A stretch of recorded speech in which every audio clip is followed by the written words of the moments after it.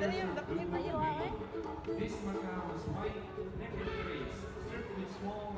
mag-ilaw siya dong. Oh. And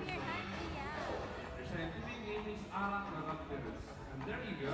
Our show was officially started. A round of applause for a black racing bird bandit, Trainer Irving.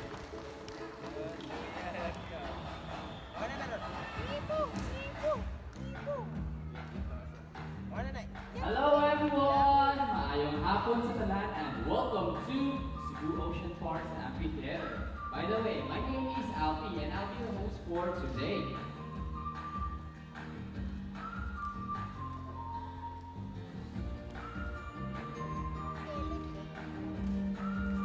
Now guys, I have here an object which I will hide under one of these three silver cups.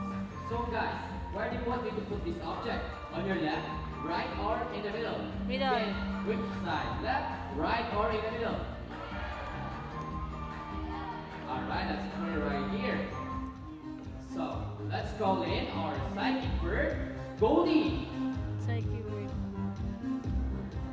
Goldie is a blue and gold macaw. Now guys, do you believe that Goldie has the ability to find hidden object? Yes. Say yes. Let me hear you say, you can do it, Goldie. You can do it, Goldie. Alright, Goldie, use your psychic power and find hidden object for us. Where could it be?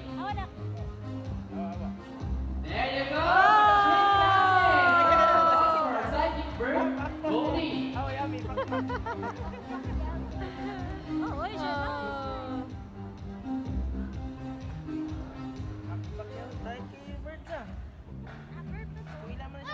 Basket. Featured birds are just like any married couples. Monogamous, meaning they will be partners for a lifetime. It's romantic, isn't it? But as any couples will attest, in a relationship, there will always be battles. Now let's meet Blue and Goldie, our beautiful pair of blue and gold macaw, handled by Allison and Irvin. And today, they will battle it out in who's the best in a basketball game. But before we start this battle, I'll be dividing you guys into two groups. For the boys, let's cheer for Blue. Come on, boys, say, go Blue, go Blue. Alright, so for the girls, let's cheer for Goldie. Come on, girls, say, Goldie, Goldie, Goldie, Goldie. Alam po mga boys. So, are you guys ready? Yes. Set, go! Come on, Goldie. Here comes Blue, picking up the first ball. Go, go. First point for Goldie. Goldie, Goldie. Oh, Lonan. Ah! Yay! What a close fight. So, Irvin, you guys lose this game. What can you say? Hey, let's do another race. Oh, you want another race? Are you sure about that? Do you want Goldie to lose again? Uh-oh. Well, I guarantee you, this time, Goldie will win. So what race do you have in mind? Yeah, what race could it be? How about a ring race? What is a ring race? The first person can drop 3 rings into the pool, the fastest is the winner. That is a ring race. So, a ring race it shall be. Remember that boys can already have 1 point. Let's cheer louder for Goldie to win this game. And we'll be doing this again with a ring race. So, are you guys ready for the second round? First Yes. ready, set, go! Hey, Goldie, here comes Blue. First thing for Blue. Come on, Goldie, guys, up. Lonan.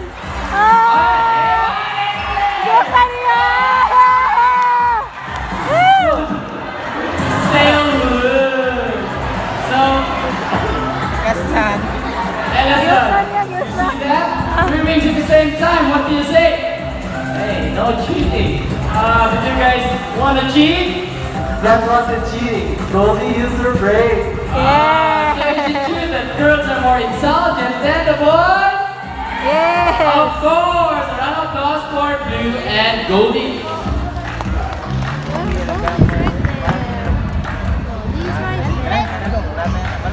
Now for the next part of the show, I'll be giving an adult volunteer with a 500 peso bill. Anyone who wants to be the luckiest guest for today? Adult volunteer call with a 500 peso bill. Ay. 500 Anyone? Raise your hand. Sir, please come here and join us in front. Just raise your hand. Anyone? Yes, ma'am. Please come here and join us in front.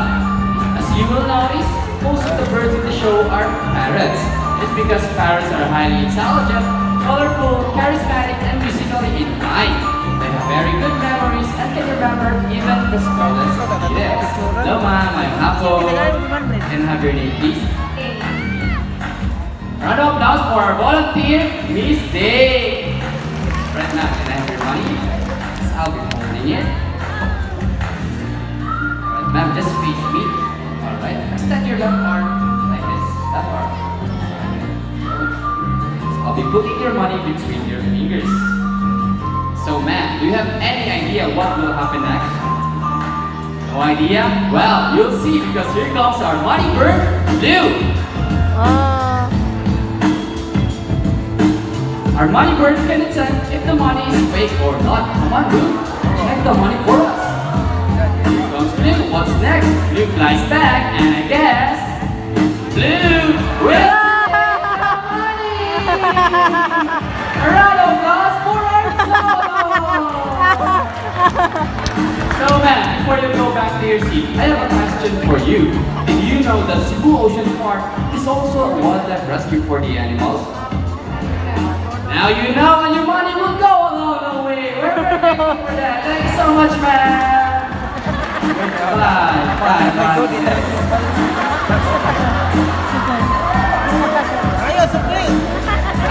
How about another volunteer with a 1,000 peso bill inside? Come on, guys. This is for the animals. No more? Ma'am, hey. Hello, ma'am. Excuse me, ma'am. Ma'am?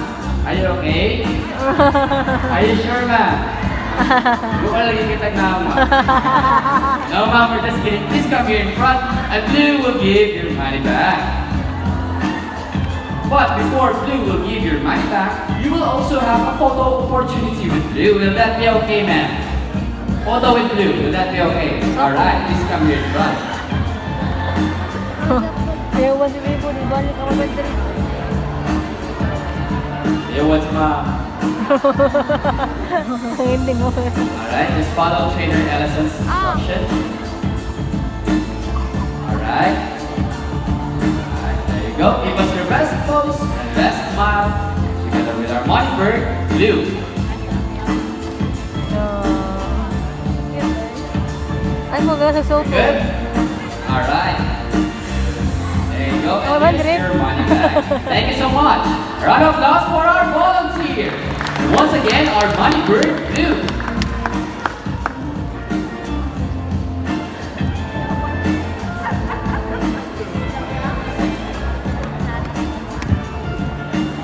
Now, who knows this game? This is called the Shape Box Puzzle. Do you still remember playing this game when you're still a kid? Now, let's call him Bandit once again, and he's going to show us how intelligent he is by putting all the shapes next to the correct slots. But once again, Bandit is a green macaw. They belong to the parrot family, and most of them are known to be intelligent and perceptive. That's why we continue to enhance their skills so that they won't get bored. Did you know that they're really good at stars? They're also Very good. complex cognition.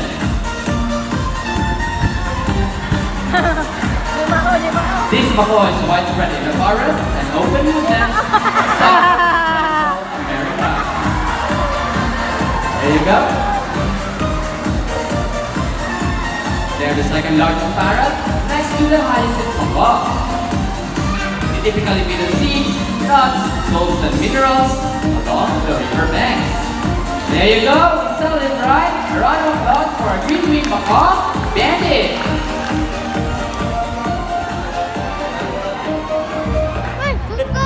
Pakaon. Now, for the last part of the show, I'll be needing an adult female volunteer for this one. Anyone who wants to meet Savvy? Adult female volunteer po. No more money involved this time. Don't you worry. It's free. Yes, ma'am? Please come here and join us in front. Here in Cebu Ocean Park, we have a variety variety of animals. We give them the best care we can provide, and the foods they eat are guaranteed fresh and healthy for them. Hello, ma'am. I'm Apple. Enjoy. Can I have your name, please? Round of applause for our volunteer, Miss Kika. So, ma'am, do you have any idea what animal will present next? Bird. Well, let's guess. I'll give you another hint, no? Let me pick the first. The next animal we'll present is our cutest, fluffiest, and most gorgeous animal here in Cebu Ocean Park. Ready to meet him, ma'am? Alright, now let's call in Savvy!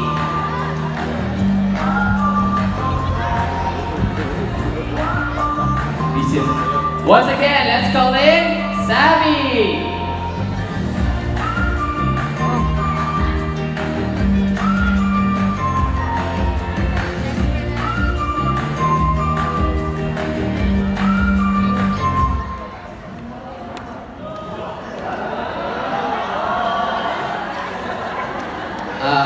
Ladies and gentlemen, I think we have a little situation here because Savvy is missing again. But don't you worry, our president is really looking for him. Edison, wasn't Savvy flying that way? A pink bird, right? Pink bird. Yes, that way. No sightings? Where could he be? What PJ? He's in a box? PJ said he's in a box. Ellison. Yes, right there. Please check if Savvy is there.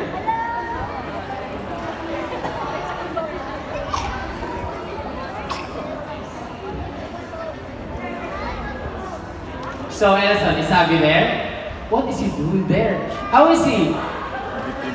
What? Mulpula na wala may palibog. Please bring him out, please.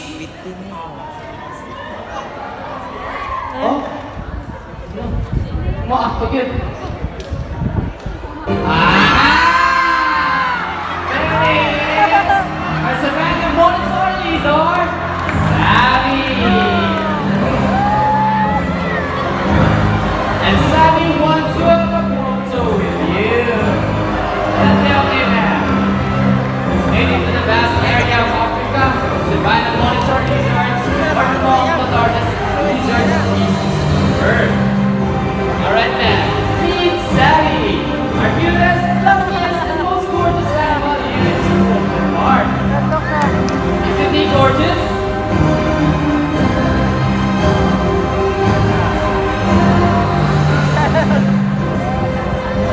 Alright, I'll give you a Savannah Montessori Resorts can grow up to 6 feet in length and can weigh up to 20 pounds. They can grow up to 6 feet in length from head to tail. Alright, that's the end of our show! Thank you for watching!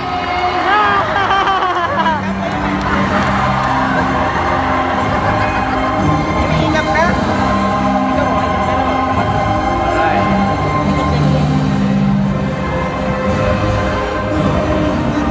Alright, ma'am. Is it your first time holding a lizard that big?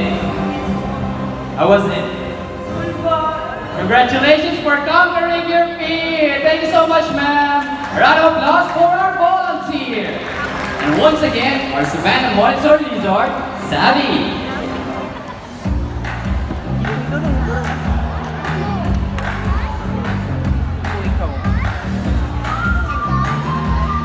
Here in Cebu Ocean Park, we believe there is hope. We not just try to take care of our sea friends, but also in the land and air as well. Now guys, who knows the 3 R's of the proper waste disposal? It's the reduce, reuse, and recycle. That's right. And here comes our lovely birds once again, and they're gonna show us the proper waste disposal by following the 3 R's. Keeps our environment clean and fresh, saves the earth from global warming, and reduces environmental pollution. Sad to say that a lot of animals are struggling their lives due to pollution caused by improper waste management. Be. Please, let's help save one of the greatest creation of God and a gift of Mother Nature. Syagit. Remember, only if we understand can we care, and only if we care can we help, and only if we help shall they be saved. See, if our lovely birds can do it, then why can't we?